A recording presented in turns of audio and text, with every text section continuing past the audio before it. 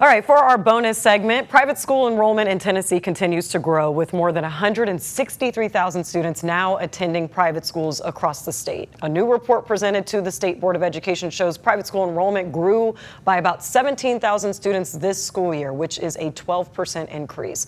And the report comes as Tennessee's new school voucher program continues rolling out, helping some families use public money to help pay for private school tuition. That state report also shows that there are now 715 private schools operating in Tennessee.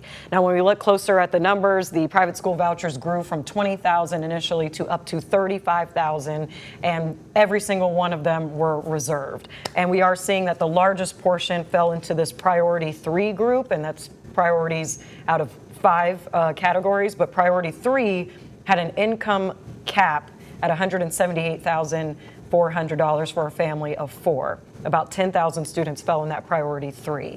Priority 2 was a lower cap at about 60,000 for a family of 4.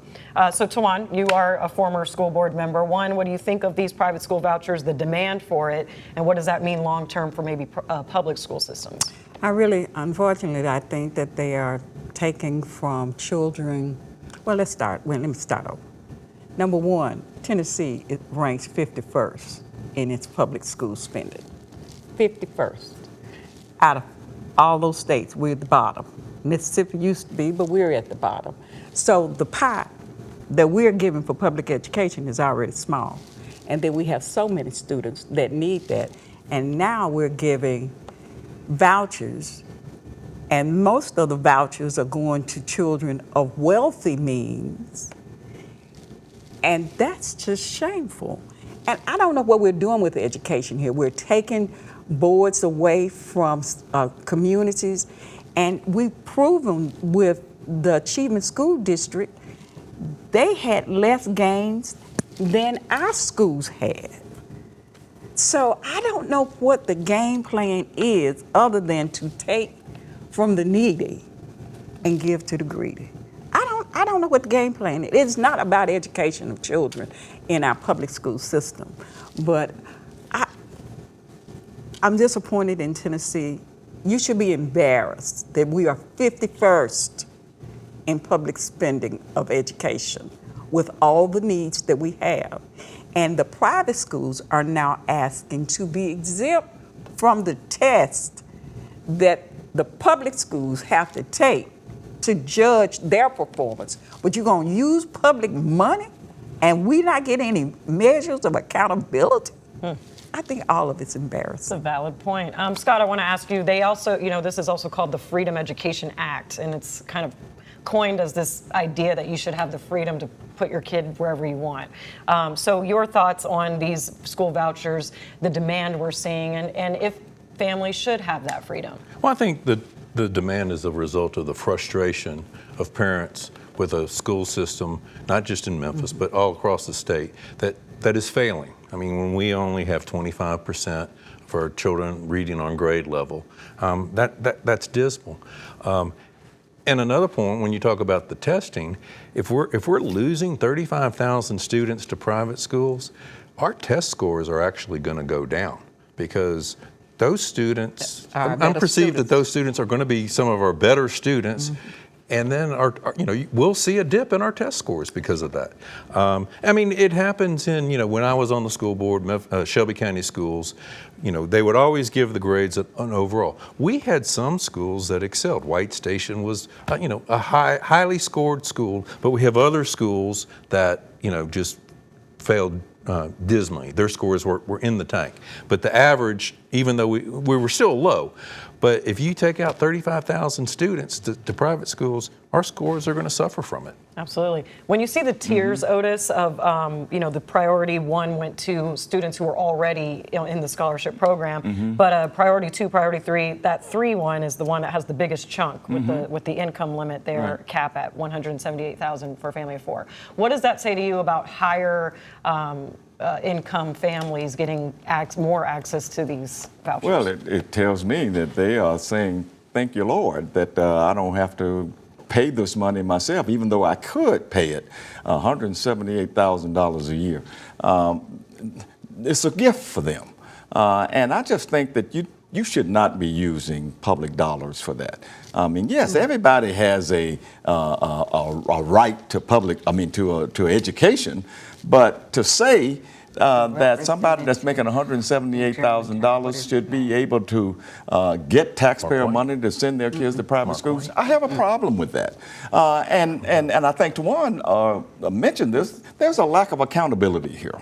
The private schools don't have to adhere to a lot of the things that the public schools have to, and I just think it's a shame that we have a governor and we have a legislature, even though the votes were tight. There are a lot of Republicans who just didn't want to do this, and so because they don't want it in their community, they don't want to hurt their public schools. I just think the whole thing is wrong-headed. Great points. Now, you guys are on camera and your mics are hot, so what are you over there whispering? Yeah, right. What are y'all talking about? While I'm talking? Great points. That's not what you do in school. She was tapping my institutional knowledge. Yeah, what is going on? I was remembering an interview with Representative John Gillespie. Okay. And in the interview, he said that he was asked the question, do you think all of this money should go to wealthy families? And he talked about how they were missing summer vacations, some of these families, because they had to pay high tuitions. And I was like, we got kids missing meals. Right. Would you be more on board if it was tailored more for lower income students? I probably would be more on board, but I still would want strict accountability because it's the public's money. And we should know if it's achieving the outcomes we want to see. And I'm not going to say public education is all good, because it's not.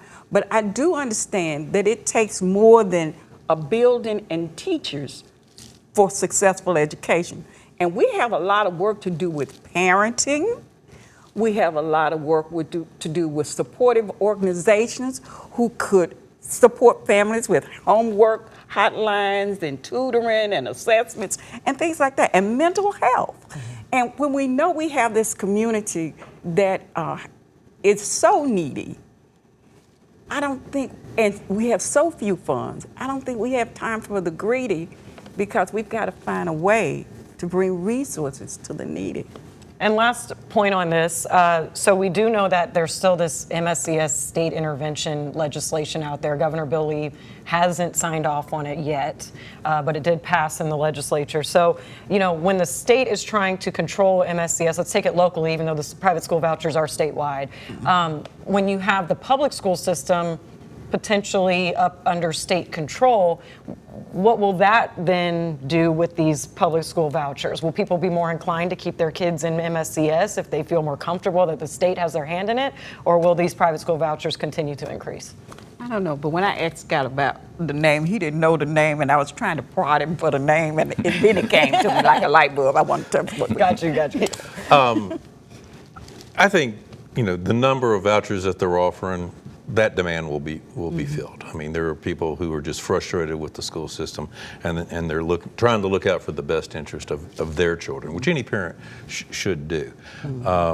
So I am very curious to see who's going to be on the intervention board, and that'll make a big difference of, you know, of the relationship that they have with the elected board.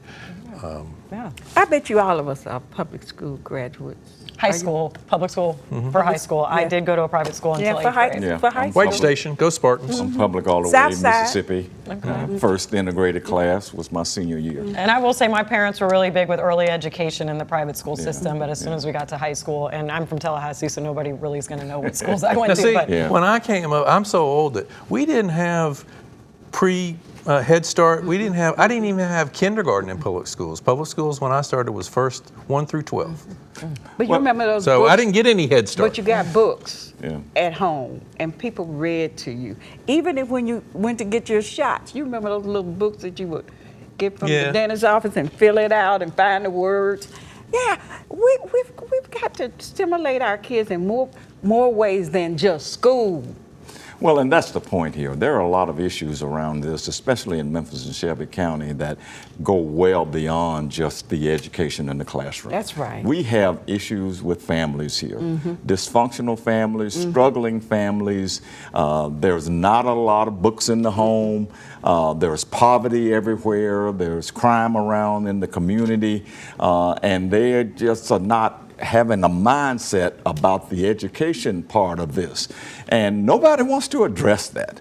But you want to, take our public dollars and give them there and give them there until we address some of these root causes. And I know that's a big thing to bite off, but until you start to address some of those things, you're going to always have this problem, and you're going to always have people wanting to leave because of the poor school system. But I think that those issues, I'm not saying that there's not a need for those issues, but it was always frustrating for me that is put on the education system.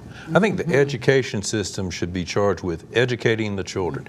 All of those other issues, Oh, I agree. I agree, there's a need for them, but they need to be other agencies that coordinate with the education system. But, the school board, the superintendent, they should just be focused on education. Performance. I agree. All right. Well, on that note, and just a side note too, $7,530 per student. That's what those vouchers cover. So just to give you some context there. All right. Well, thank you all for the bonus segment. That was really meaty. I think our viewers got a real treat with that one. But they were talking out of turn. Yeah. Come on. Yeah. All right. It's his time. Detention for They're Tawana. going to be held after class. He couldn't remember the name of the They're going to be held after class.